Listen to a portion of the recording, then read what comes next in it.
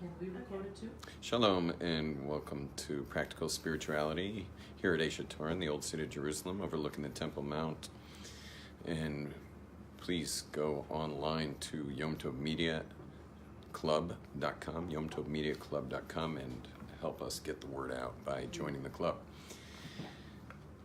Relationships are, the number one subject of every, inquiry. People want to know about the relationships. And probably the best way for me to explain that is, I think we all know deep down, the following statement, that your life is only as good as your relationships. Think about that one. Your life is only as good as your relationships. True or not true? True. You could succeed in all kinds of things, and if your relationships aren't great, so that's how good your life is. Or you could do lousy in all kinds of endeavors, but have amazing relationships. How's your life? Good. It's amazing. It's amazing. Your life's only as good as your relationships. That's just fact of life. You want to invite these people in over here? People don't realize it's a drop-in class sometimes. Tell them it's a drop-in class. Hi, ladies. It's a drop-in class. Oh, you know that. 2 seats here. I wasn't sure who was out there.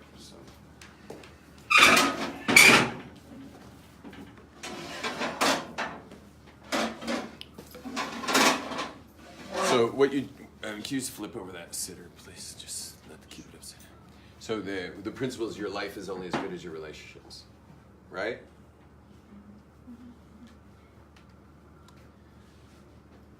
And that's a really important thing to get because once you realize that, you can reorganize yourself towards great relationships. But of course, great relationships mystify people in a major way. It's hard to have great relationships with people.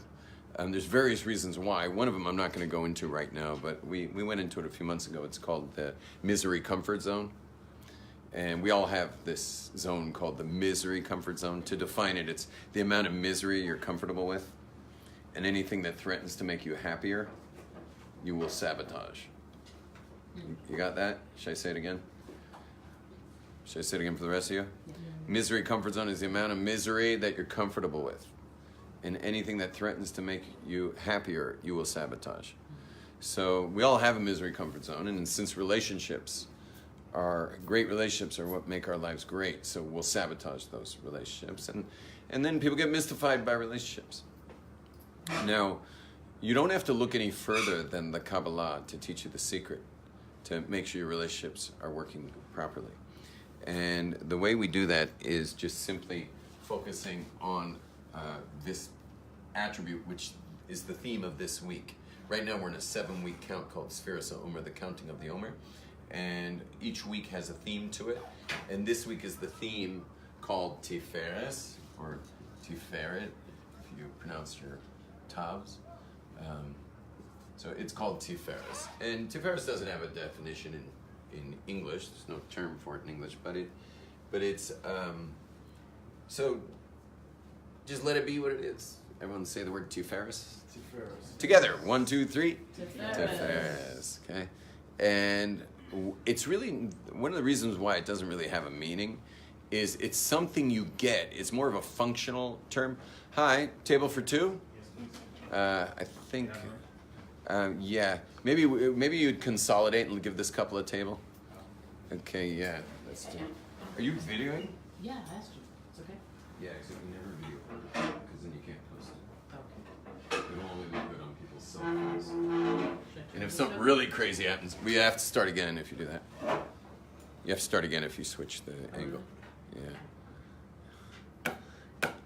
Yeah, you'd never think in 2019 you have to tell people to video sideways. But you do. Here we go. And to this day, we still see news stories where, like serious news stories, like they could have they could have sold that footage for like $500,000, except Bozo didn't know not to film vertically. And so what do you get? The most important footage in the entire year, like the most important breaking story, was filmed on a smartphone vertically. And so the news, they try to show it to you on the news, and it's like they have to blur out the sides, and there's just like this chimney of visual. And that was the best they could do because of the vertical filming. But they really shouldn't. It should say on our cell phones when we get this phone, like, do not video vertically. And what they should really do is ruin it for people who video vertically by having their phone, because it looks good when you replay it on your own smartphone. It looks fine. The only problem is if you try to post it. You know? Someone told me that Instagram you can post vertically, videos vertically. I heard that. Is that true? Yeah. So that's now everyone's gonna be totally confused, because there you can do it vertically, but good luck sending it to anyone else, anyone's computer. Okay, here we go. Just to catch you two up. No, you're good. It's a drop-in course. You dropped in better than anybody. So what we were saying is your life's only as good as your relationships, and nothing else matters until your relationships are really solid, and then everything else you want to do in life, go do it. So what we spoke about is the key to relationships is the word tiferes. Tiferes has no definition, and the reason why it has no definition is because it's more of a function word. It actually is an active thing that you do, and when you do it right, tiferes is what you get. Okay, you got that? So it's a functionality thing. It's something you do. Tiferes is a verb, but it's also an adjective. So it's a verb, and if you do the actions right that tiferes demands, tiferes will be the adjective to describe your life. Clear? Now, here's how it works. To get to tiferes, you have to focus on the recipient of the relationship, which is whoever you're in a relationship with. Well, you're in a relationship with a lot of people, so you're going to have to be focusing on a stranger if you're just walking by, because it's not nice not to at least meet eyes with somebody who's a stranger. Or it might be someone behind a counter when you order a salad. There's going to be a lot of, they're the recipient. You may think you're the recipient because you're getting a salad, but while you're interacting with them, you're their recipient of interaction, and they're your recipient of interaction. So to be in tiferes means to be very focused on the recipient. Now, when you focus on the recipient, what will happen is, oh good, we got green. Let's see if this green works. I like using green for my arrows. Yes, it does work. And the recipient then goes up to here and tells how much limitation, what's called limit or restraint, how much limit or restraint is going to be necessary for this to be a good interaction. Is that clear? So like, for example, you were saying yesterday that in the southern states of U.S., a lot of restraints necessary for a man meeting a woman, because it is improper for a man to stretch out his hand to a woman in the South. Exactly. Rather, she can stretch out her hand to a man. We're talking about just regular people. A woman can stretch out her hand. It's funny, I'm not from the South, but I have been in social events where a guy is really kind of grabby for hands, and he walks up to nice looking women, like women he'd really like to talk to at this event, and he just puts out his hand like, "Hi, I'm so-and-so," and the woman's just like, "Yee," like that's a little too much, which is really strange. But the woman in the South is allowed, in southern states of the U.S., is allowed to put out her hand. So what are we finding out? That who needs more restraint, the man or the woman? The man. Man's going to need more restraint, the woman needs less restraint. But it may be a really good idea for her not to be signaling to him anything, and therefore to also be using restraint until she finds out who in the world this guy is. Because what are you doing in your hand to someone who might be dangerous? For all you know, how do you know you can trust this guy? You got to really check out recipients, and then you know how much restraint. Is that clear so far what we're doing here? So this is like ABCs in relationships, but it literally will lubricate all your relationships, is to simply look at the recipient and see how much is necessary. Let's say, for example, the recipient of my relationship is my child. Now, should I be using limit and restraint? Limit and restraint? Well, not too much. I mean, the father in parenting is the son, and the mother's also the son. And you don't want to create like a solar eclipse for your children. So you don't want to restrain too much. But what if your kid just tried to make cheese toast in the VHS toaster? Did I just call it a VHS toaster? What if your kid tried to make cheese toast in your VHS machine? VHS used to be these ways that we used to watch videos when we were kids. It was a big, giant tape. You probably never heard of a cassette tape, but it's like a cassette tape on steroids. You ever saw a VHS tape? It was like 20 years ago, I think, maybe even more. Anyway, but it looks perfect for a little kid to make cheese toast, inside the VHS movie player.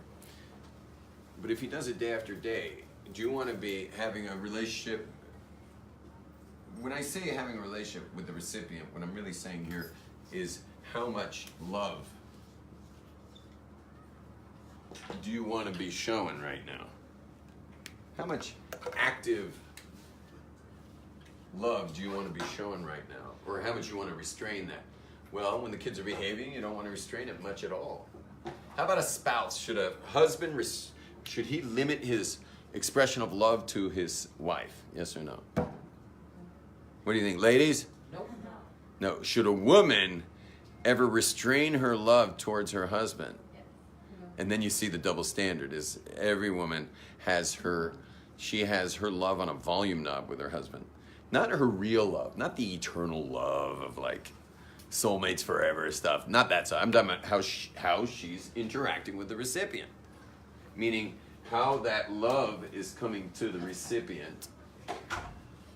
There's a pretty heavy double standard here with men and women, with husbands and wives. And no man should complain. It's just built this way. That men are not allowed to do what's normal in relationship. This is what's normal, is you look at the recipient, you then judge how much limit or restraint you should put on the love, and then send them that love, that amount of relationship. If it's a stranger, it's not going to be a ton. It might be a nod or something. It might be a bow or something like that. If the person's serving your meal at a restaurant, there should be some level of interaction going on here. Very little, but some. And so that's how you stay in Tiferes all the time. Now the double standard here, which we don't have to focus on, I know people love talking about gender inequality and stuff, but it's super unequal when it comes to marriage, is that women are allowed to play with the love, use love like a biscuit, a doggy biscuit, and whereas men are never allowed to do that, like ever. And if a man ever plays that game, he will be sorry. And of course, he could tell her yesterday, you just totally held love over my head like a gun. And she's just like, I don't even know what you're talking about. It's like total amnesia to that. Anyway, but if any men are listening to me today, your job is not to be angry about that. It's the way of the world. That's it. And a smart man who plays his cards right, is going to use that as feedback to how he interacts. It's feedback, and it's important feedback. And a smart man's not going to dig in his heels on this. He's going to use the way his wife sends love his way. He's going to use that as feedback to how he's doing. And so it's fine. Women can't use their husband's love as feedback, because we either are, full, no limit, no restraint whatsoever, or they're going to give it to us over the head. I have a question. Yeah. I thought Gevura was restraint and Tiferet is the balance. So Chesed is kindness and giving, and Gevura is restraint and border. And I always thought Tiferet is finding that balance between giving too much and holding back too much. Isn't that what we just did? We just described how you do that mechanically, like what the actual mechanics are. So you got to read your recipient, which tells how much gavur to use, so that love is going to last. And then when you do that, the state you go into is called Tiferes. It almost makes a heart. What if we make this arrow, what if we make this green arrow more heart-like? That might come out pretty nicely. I don't know. How'd that come out? It's just, is it becoming more heart-like? Almost looks like a person. It's got a nose. Anyway, but that's the goal. Now, what's interesting about this is the balance of all of creation. Think about even your body right now. What's sustaining your body right now? And who's the recipient? And who's the causer? So God is causing existence into existence. So he's creating you right now. And there is limitation, meaning you have an edge. You don't go on forever. You have the end of your body, and then it's air next to you. So that's going on. You have a constant kind of you're being rejuvenated at all times. I mean, your body's in constant rejuvenation. That's happening all the time. You're the recipient of Tiferet, which is the perfection of God creating you, which is quite amazing. So it's going on all the time. Rivers tend to stay in the river channel. That's Tiferet. Okay, it's flowing, but it's limited by the banks. Sometimes it overflows. The Jordan overflowed this year a little bit, not a ton, and it generally sticks with the banks. Okay, and keeps it flowing down, and in that case, the recipient is it's the river itself is the recipient of God creating rivers and having God's ultimately creating it. So we're also recipients. Okay, any questions at this point? Okay, so now all we're going to do is discuss when either your love or your limits have been damaged. A lot of people have damaged flow. This is flowing one's love. That's chesed.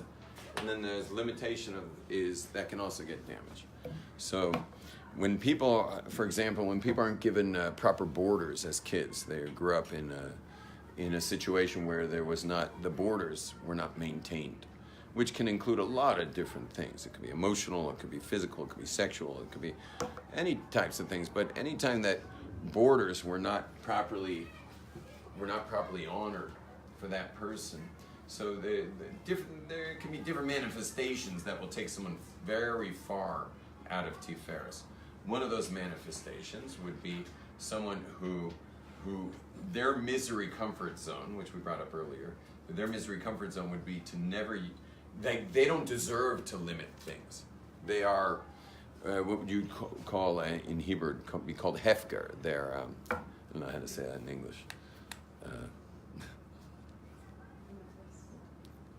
What would you call that? What's that? Hefker. Yeah, maybe limitless. For our case, this is good. Hefker would be limitless. So that's someone who was not given the proper, his limits or her limits were not respected, and therefore they just live kind of limitlessly. This can happen also from like hippie parents who didn't create proper borders in the household and stuff. Meaning they didn't do anything wrong. They were just they weren't good at limitations. They were just two trippy hippie parents who didn't know how to limit things properly, and so the kid might not have proper boundaries growing up because there were no boundaries. Boundaries as an adult because there weren't no boundaries.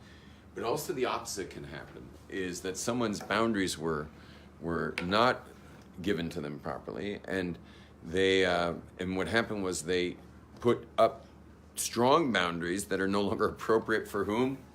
No longer appropriate for the recipient, whoever that recipient is. So if you ever notice that someone's kind of cold, you guys ever notice certain people are colder than others?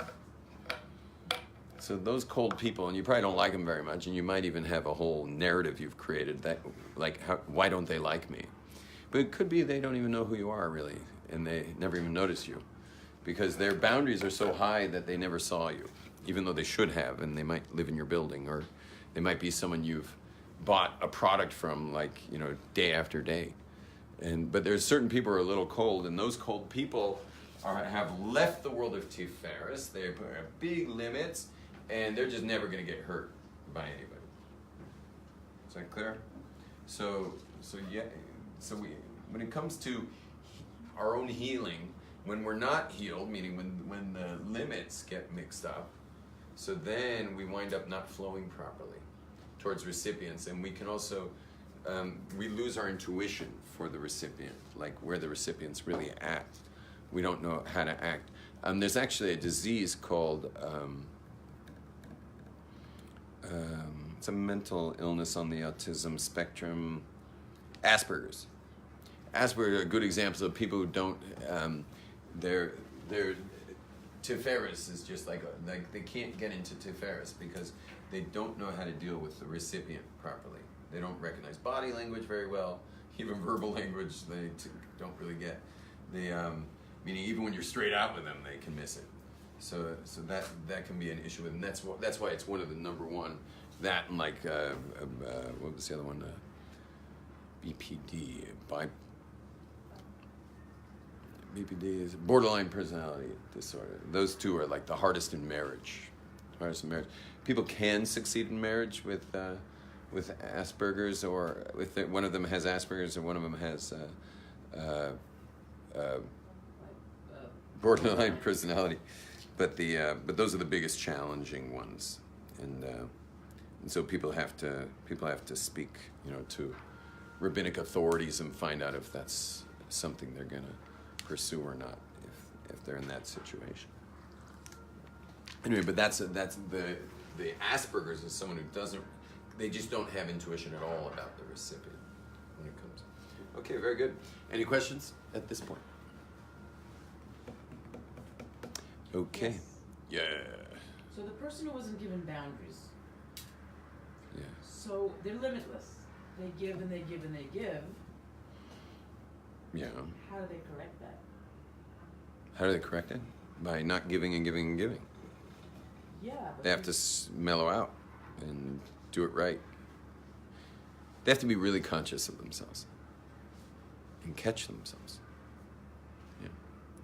What if it's someone's innate nature to be giving and giving? Is it really innate, or is it because they were never shown boundaries? So they're limitless, which of course ends up potentially burning someone out. Right.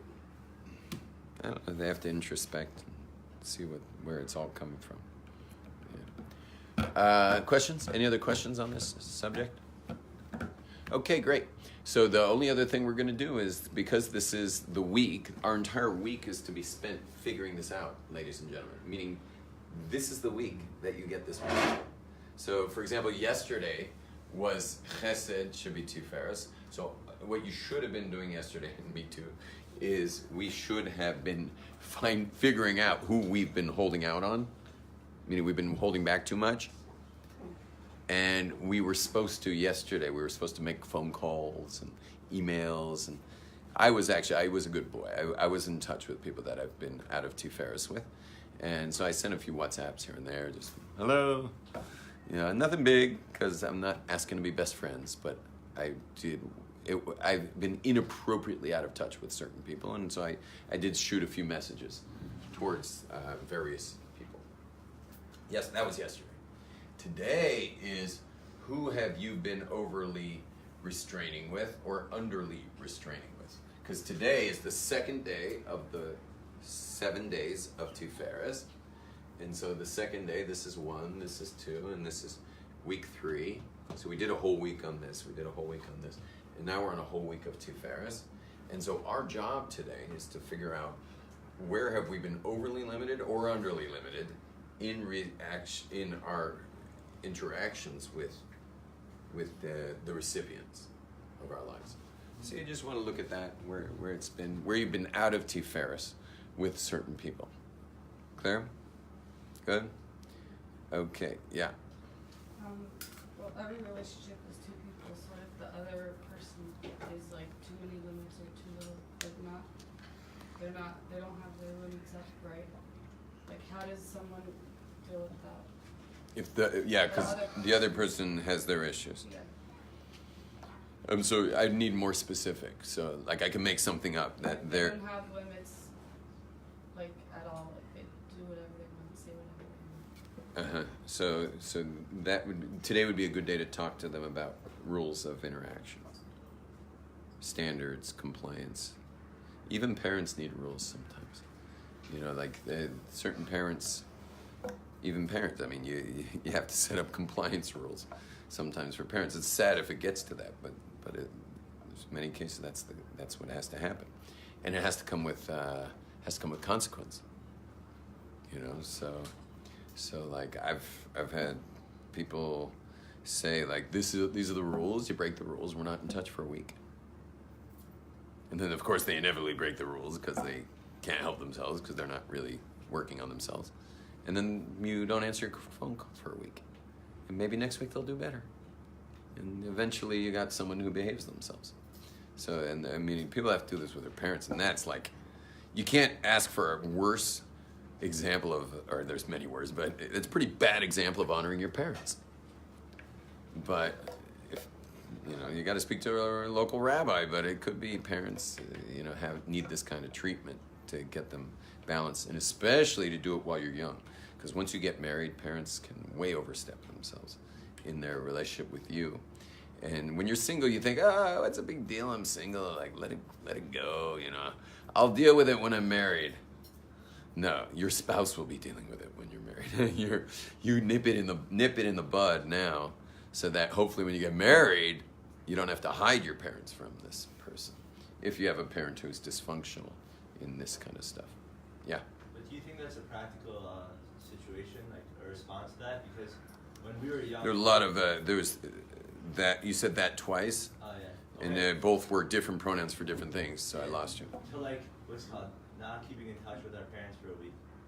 Like Punishing your parents for non-compliance. Yeah, because when we were young, like they wouldn't say, "Oh, I'm not talking to you for a week" if we like messed up. You have to hit them where it counts. It could be that wouldn't bother a parent. Could be something else would bother them. You have to figure out what bothers them. Okay. Yeah. The reason I brought up that example was because all this parent wanted was to be in touch. That was their goal. The parent's goal was to be in touch. Problem is the parent didn't have proper limitation and interaction. And so the daughter said, listen, like, here's the rules. Keep them or lose it, you know, lose the contact. So she was holding the contact over her father's head. You know, he had rules. Another rule she had was he's not allowed to find out where she lives. By the way, I'm the one who convinced her after 10 years to send her first text message to the father. 10 years. She's like, why should I do that? And I'm like, you'll see. Just do it and you'll understand. And so she did it, made rules. One of his rules was he's not allowed to try to figure out where she lives. If she finds out, try to figure out where she lives, that's a month. A month of no contact. And he did it too. He tried. He tried to figure out where she lives, and he got a month off. Month punishment. Anyway, but she sent her first text, and the rule was they're not going to talk, but they're going to text once a week. So she got her first text back, and then I got the strangest WhatsApp message. Sorry, I say WhatsApp if you're from California and you still haven't figured out that that's the best mode of communication. I don't know if you guys know this about Californians, but they missed WhatsApp completely, entirely. The best you can hope for them is they'll have like a child who moves overseas, and then they'll finally realize WhatsApp's the best form of communication, and then maybe they'll start looking at your messages. Otherwise, it's naive to ever WhatsApp a person from LA, for example, and think they're going to see that message. By the way, I know what happened to them. What happened to people from LA is LA people were very into social media, and then platform after platform hit, and then WhatsApp hit. So they're like, forget it, man. Like, I'm out. You know, like I'll at best I'll WhatsApp, I'll Facebook message at best, and then they totally missed WhatsApp. You know, and they literally like they banned themselves from this incredible platform. Am I starting to rant a little bit? I'll finish ranting quickly. Haredim that don't have WhatsApp make me crazy. Mm-hmm. That's crazy. Because there are people who I'm out to really help, and they really need help. And I'm helping people who need my help 1/100th of this guy. But they're getting all kinds of help because of WhatsApp. I mean, people really, they need me, but not like he needs me, or she needs me. But because they don't have WhatsApp, they're just not getting help. Now, what are we supposed to do about that? And can rabbis make exceptions for people who are in serious trouble? You know, to have ability to receive WhatsApps. And can they make smartphones that only have WhatsApp? Like no other, because a lot of these people are trying to keep their visuals kosher. Like they're trying not to see things, not sneeze, not, you know, they don't want to see something inappropriate. But it means that they don't get to message properly with the world. Do they make smartphones where you can only have WhatsApp? All or none, I think. Why can't people call each other? They could call me at $200 an hour, or they can send me a 1 minute message, and I will work back and forth with them every time I get a little chance. I'll be happy to help them. And unfortunately, a lot of people have spent a lot of money on those phone calls with me. That while I've helped for free another 50 people during that week, this person was down $1,000 by the end of the week, and I didn't help them any differently than anyone on WhatsApp. And thank God they had the money to afford it. You know, wealthier people. Okay, now I'm ranting. I'm done. No more ranting. But I was just on a subject. We're on I know that subject.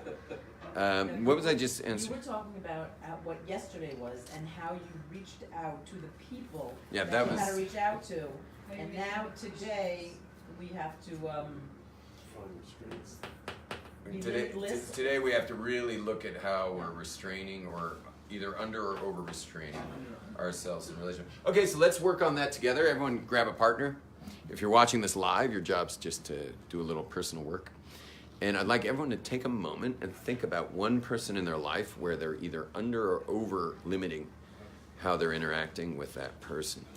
You want to sit with him over there, and you just turn your chair around, okay? Maybe maybe turn your chair around. You'll work with those two guys behind you, okay? Okay, everyone's got partners. Okay, great. So what we're gonna do is just take a minute or two. Everyone just. And if, again, the live watchers, you're just going to think about people in your life. And we're going to talk about one important relationship where you're out of Tiferet, specifically because you're either got the thing over squelched, meaning over limited, or you're just under limited and you're opening yourself up in such a way to that person that you just wind up avoiding them. And so this person's like constantly frustrated because you can't be near them because you don't know how to set up the rules of communication. There's rules that need setting up, perhaps. Okay, let's go. Hit it. So, I hope you're doing your own work if you're not that type of person. So I'll share with you maybe a place in my life that I could fix.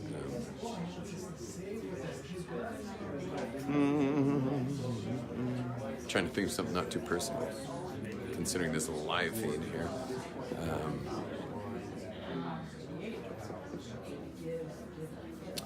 Yeah, I won't give any details, but there is one person in my life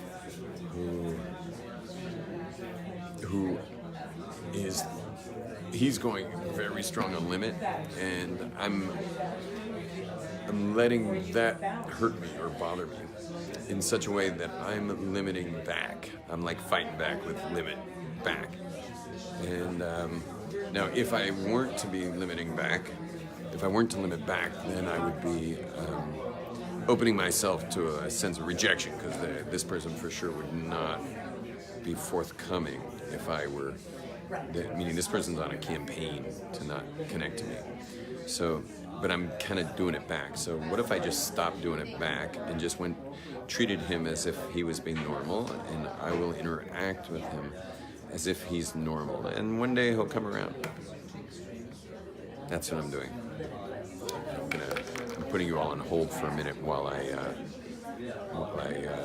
send him a WhatsApp.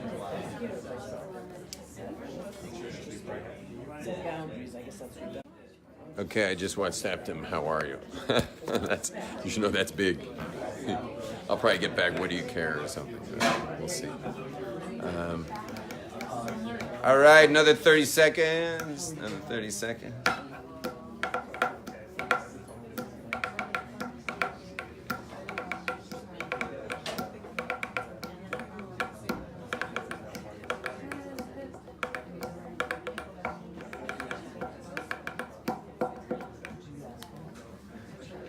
Okay, wrapping it up. Okay, anyone here willing to share? Anyone willing to share? Okay, we got one share over there. Anyone else willing to share? 2 shares, 3 shares. Okay, great. Of you 3, any of you willing to share and make this live feed 10 times more interesting? Because I get my main feedback I get is, can't you just show the people instead of you? Like, we want to see the people. I used to get, like, they used to say, like, I get messages saying, show us the people. Show us the people. Are there really people there? No, they know there are people there. So that was, I got 3 of you willing to share. I just want to know, do you mind being on Facebook Live feed? I do. Yeah, it's fine. You don't mind? I don't care. You don't care? Okay. I mean, I don't mind. Excellent. Excellent. Okay, great. So we're going to start with you because you raised your hand first. I might speak into it a little bit just so they hear you better. Okay, sure. So you want to know who it is or just describe? You don't have to give names, but. Okay, Yeah. right. Then you can put me on camera. Oh, really? Well, I wasn't sure. Yeah, this person I feel like I Do you mind if because it's just extremely. Yeah, we're not going into who that person is. And I'll try to protect the seminary girls from being filmed as best I can because they're all ditching. They're ditching Sem. So what would you like to know? No, you were going to share with us somewhere where your limit or Right. or restraining too much or not enough Okay. in a relation. So yeah, so I am. There's a relationship where I feel like I'm restraining myself in the relationship. Do you want to know the reasons why? Is that Sure. Okay. So it's a family member, and I think this person is. When you're engaged in a conversation, I feel like there's people that sort of take energy. There's people that give energy, and in this particular case, I feel like they're more of a drain, and so. You know, and they're not as inquisitive about my side. It's always sort of about her, and you know, and they can be pretty negative and pretty cynical, and you know, I sort of choose to be around people that are positive. And, Right, but when it's family, you're stuck in events. Sure, and and they're not a bad person at all, and so I struggle. I have an internal struggle with it because I want to be closer and feel better about our conversations, but I also don't want to voluntarily put myself in a situation that I don't enjoy. How would this person react to you bringing it up? She'd probably agree with me. Really? Probably. Do it. So, yeah, I'm like that. It you might know? balance things out. Yeah, I don't know. I don't want to hurt their feelings, you know, Right, of right. course. But they probably notice you're a little distant. Well, you know, they'll say things like, "Oh, I haven't talked to you in a while," or things like that. You know. You're like, I said, "Oh, I just here's got why. married," you know, right? Here's why. Yeah, well, let me tell you exactly why. How much time you got? So yeah, that's. It's like I want to be more interested, but I find myself being governed. Okay. So, I mean, I hate to play therapist now, but I would perhaps offer that when I'm with people like that, I call it, you know, let's say her name's Glenda. Okay. So I call it the Glenda Show. And whenever I'm with them, I just really get into their show. Yeah. And I'm generally with them a limited time anyway, because it's some family event or whatever. Right. And I always know it's going to be their show when I'm going to talk to them. And I really like the show. Right. And it's kind of their show. And it's time to hear about the show again. And I really get in there and listen to about the show, and I'll even be in touch with them to hear about the show, and even go out to lunch with them, which is insane. Because spend an entire lunch hearing the show. What if you want them to ask you once out of 10 about your show? You have other friends and So you just people. categorize them, and that's how you. Yeah. That's the end of it. Sure. You're not gonna, your expectations are here. Yeah, I call that the show. That's it. Yeah, and you know what I call parents who are trigger people a lot, and like they want to really avoid their parents. You know what I call them? I'll flip the screen. I call those kind of parents. I call them lulovs. You know what a lulav is? you know, the cosmic vegetation that we shake around. So I call them lulavs because parents like that, you just got to shake. I mean, you got a mitzvah to honor these parents, but they happen to be parents that are really hard to honor. So there's also lulavs are really hard to get poked by too. But your job is not to get poked, your job is to shake the lulav. And so when you got to be in those situations, so I have people who it's the them show, and I just go watch their show, and it's quite entertaining, especially after a cup of alcohol of some sort or another. And then, you know, at family events, there's usually cocktails, you know, so everyone can loosen up a bit. And then when you have to honor somebody you don't particularly want to honor, or it's not easy to honor them, they're your lulav, because you got a mitzvah. And so just like you shake a lulav, you have to shake your parents around a little bit. And so certain people need their parents to be lulavs. Other parents are easy to honor, and it's a pleasure to honor them, but some parents are lulavs. So there's the this guy show, and the this girl show, and there's the lulavs, and you know, it's just reframing them. Okay, you mind being filmed for your, let's hear it for, what's your name? Marty, let's hear it for Marty. You willing to be on live feed for yours, for your share? I mean, yes, with me, the situation that happens a lot is I deal with, people my age are usually drinking or smoking. Yeah. So a lot of my friends are doing Smoking tobacco? Sure. Cannabis smokers. Yeah, of course. Yeah, that's what people like these days. And, I'm trying to work on myself to become a better person. So how can I limit myself in that situation? I came up with maybe hang out with them during the day, you know, when it's not really possible to go out drinking. You know, nobody's going drinking at 11, you know, for brunch. Like, it doesn't happen. They may smoke, though. Poker toker. Well, that's a work in progress. I'll figure that one out eventually, I guess. What do you think about that? I like it. Yeah, definitely. Don't drop your friends, but Exactly. be with them when they're not. Like, you know, once be in with a them when while, they're go not- out for breakfast. Like, Yeah. you know, you're not having a beer. When they're not influencing you. Very good. Okay, excellent. Let's hear it. What's your name? Shimon. Shimon. Let's hear it for Shimon. Okay, you're on. I love the word hefker, and I love my partner's definition of hefker, which is limitless, because I'm quite the extreme to the right. I give and I give and I give, and I don't know how to set boundaries. I live in a small little town, and I'm the only doctor in the town. Whoa. So I take care of the kids, and I'm an OBGYN, but I take care of the kids, and I do the strep cultures, and they come to my house, and I'm just giving, and I'm giving, and I'm giving, and I like doing it. But, like I asked you before, I need to learn to have that balance and to set restraints. It's bringing up a lot of emotion for you. I don't think the giving's what's causing all the emotion. I think there's something else there. You know what I mean? Like, you naturally give. That's all coming naturally. There's something else bringing the emotion that's totally around the giving. There's something secondary. Because primarily you're a giver, and I think you love it. There's something else that's triggering you about it. Well, I've done work. So, do I give because I'm a giver? Or do I give because it makes me feel good? Do I give because I have the tools? Or do I give to feel loved? So, I know where it's coming from. And It was D, to feel loved. to feel loved, yeah. Yeah, that's very honest. Yeah.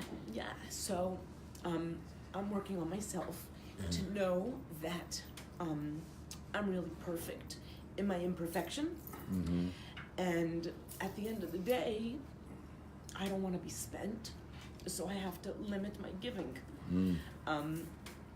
And if I decide not to give, and somebody doesn't like it, that's okay. That's okay. Wow. So I have to set up boundaries. And that's what I'm working on. Okay. Wow, beautiful. What's your first name? Robin. Robin, let's hear it for Robin. Amazing. I mean, that was like way beyond. I think everyone's wildest expectations for you to share like that, and so openly and all the way, like, talk about not holding back. You're sure not from California? That wasn't a very East Coast share, you know. Anyway, thanks for putting it all out there. So, do you mind if I comment a little bit? No, please. So, a couple of things. One is, I really believe you are that giver deep down, and that's your strength. And I think that's how you got into medicine to begin with. And I think you love the fact that your practice has gone way beyond your field of specialty. I think you like that, and because you're really a doctor. I like helping. You're a doctor. You're not just one area. You're all areas, and in a small town. So I think it's really wonderful for you. I think what's bringing up a lot of the feelings is that it doesn't work. I mean, it just doesn't work. In the end, at the end of the day, you wound up being like the Mashiach of your community for health, and you don't necessarily look in the mirror at the end of the day. Your life's a hell of a lot more meaningful than had you not done that all day. So it's giving you great meaning. So I think you're filled with meaning. But the fact is that the way you have it set up, that all that giving is bringing the love, bringing that I am loved, or lovable, we should say. It doesn't work in the end. And so the whole thing kind of collapses. It becomes a house of cards. So something so beautiful as the way you would spend a day in your town is, in the end, a house of cards that folds afterwards. It just falls in on itself because you're not convinced, even with all that giving, in the end. Now, what do we do when our mode of interaction is being fueled by negativity like that? What do we do when our life of doing is being fueled by negative states of being? You understand doing and being? I mean, our doing's being fueled by negative states of being. Tell me, do you think it's probably pretty common that our doing is being fueled by negative states of being? What do you guys think? That's pretty common? It's like, I would say in 99% of people and 90% of the time, if you were to take a snapshot of them doing something and you clicked on it and you got to get a drop-down menu, like you gave us a 4-step drop-down menu, why you might be being everyone's savior over there, yeah, to help everyone in health there. If we gave a drop-down menu and let everyone guess what they were doing, I bet you, what do you guys think? What are the chances that the person's doing is covering up some state of being, some negative state of being? Probably pretty high. It's probably pretty high. Probably most people are doing that most of the time. Me as a public speaker, I didn't do very well in school, and I noticed if you don't do well in school, what are you likely going to think about yourself? Not very good. Let's just, Failure. yeah, why don't we say the not nice word about when you're not very smart? Stupid, dumb, yeah. So, but I did notice that people who speak are people who are articulate, are generally smart. So I said, well, I can't do smart, but maybe I could be articulate. Meaning, what if I just would be articulate instead of smart, and then I could let everyone think I'm smart by just being very eloquent in my speech. And that's how I'm a public speaker today. That's how I ultimately became a public speaker. That with the same unlovable, we share unlovable. Yeah, unlovable is definitely in me. So unlovable is under the category of our fear of rejection, and stupid's under the category of fear of failure. But somewhere between the two of them, I wound up being a public speaker. Now, did it work? Was it ever enough? What do you think? Did it work? Does it work, or does it just fold at the end of the day? Well, ask Michael Jackson if it works. Ask Prince if it works. Ask Amy Winehouse. What? Winehouse. Ask Amy Winehouse. Ask Amy Winehouse if it works. Does it work? No, it never works. The only reason they're 6 feet under is because some people's doing is just so bombastic that they can't even sleep at night. So they have to take sleeping pills, and then they wake up all wiped out, but they have to show up for some paparazzi thing, and they got to look their best, and so there's pills for that too. But then you can't sleep at night again, and so there's pills for that. And then you got to wake up and deal with your day as a rock star, and there's pills for that. How long does a body last? 30 to 40 years. You know, it's the original life expectancy, actually. I wonder if they were popping pills, you know, back when people only lived till they were 40. I don't think so. But but that is the life expectancy of rock stars. But that's only because their body can't take it anymore. Their bodies can't keep it up. But we're the same.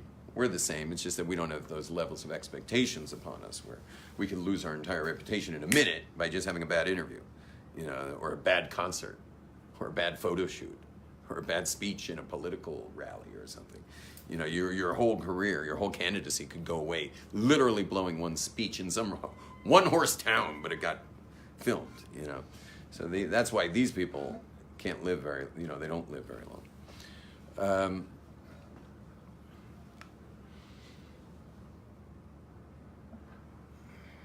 The way but the key to all of this is to never stop the thing you're great at. I'm not going to quit public speaking because I have a lot of good to do.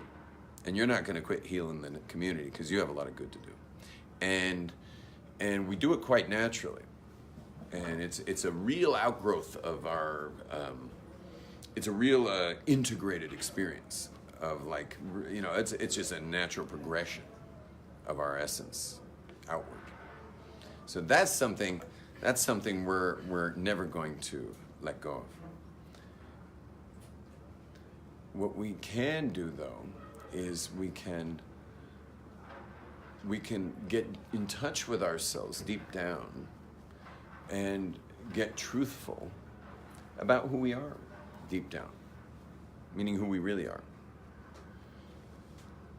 That probably will need, for most people, constant reminding.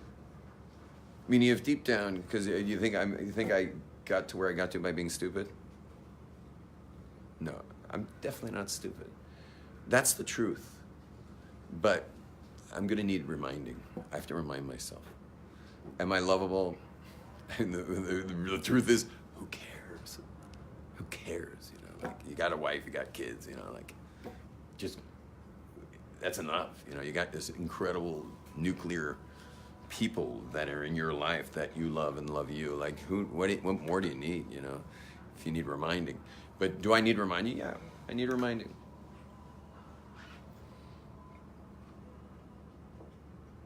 Little feedback goes a long way, because the depth at which we have negativity inside our self-talk is such that it probably won't go away, but you can work on the reminders.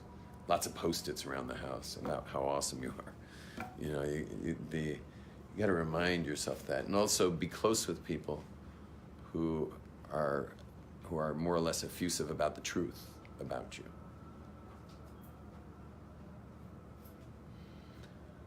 But then go do the things that you got good at doing. You know, you got good at doing something for all the wrong reasons doesn't mean you can't do it for all the right reasons. So you can do it. So my sense for you, Robin, is to not give less. I don't think you need to limit that so much. I think it also will start to self-limit to more appropriate levels of helping people in the community. I think it will limit itself. The more that you set up your kind of immediate life to be, you know, a world of reminders of how special you are. Okay, everyone. Shalom, shalom. Atzlacha Rabba.